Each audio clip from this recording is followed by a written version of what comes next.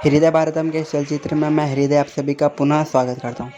आज के इस चलचित्र में हम बात करेंगे कंगना रनावत द्वारा हाल ही में दिए गए उनके एक स्टेटमेंट के बारे में। तो बिना आपका समय व्यर्थ किए हम सीधे उनके स्टेटमेंट में चलते हैं। तो उनके स्टेटमेंट में उन्होंने कहा कि भारत को स्वतंत्रता 1947 में नहीं बल्कि 2014 में, जब से बीजेपी सरकार बनी है, हमें स्वतंत्रता 2014 में मिली, ना कि 1947 में। अब हम उनके स्टेटमेंट को दो भिन्न भागों में बांट देते हैं।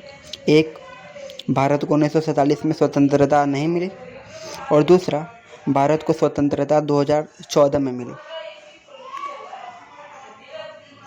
इस बात को समझने के लिए कि उनका बयान सही है, उचित है या अनुचित है, हमें शिवाजी महाराज द्वारा दिए गए स्वतंत्रता के मूल सिद्धांत को समझना आवश्यक है।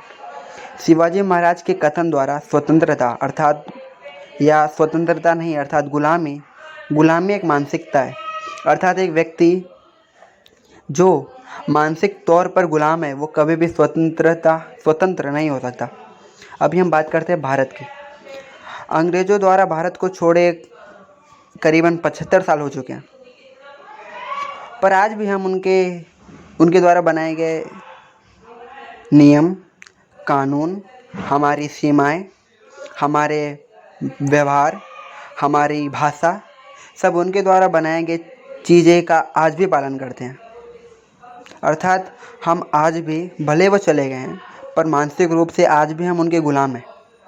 अर्थात भारत को स्वतंत्रता, शिवाजी महाराज के कथन के अनुसार भारत आज भी स्वतंत्रता नहीं है, क्योंकि गुलामी एक मानसिकता है और भारत आज भी अंग्रेज़ों का मानसिक रूप से गुलाम है। अर्थात भारत स्वतंत्र नहीं है। 1947 में भी भारत को स्वतंत्रता नहीं मिली, वो खाली एक ट्रांसफ़र ऑफ पावर था। अगर आज के विषय में बात करें तो भारत को आज भी स्वतंत्रता नहीं मिली है।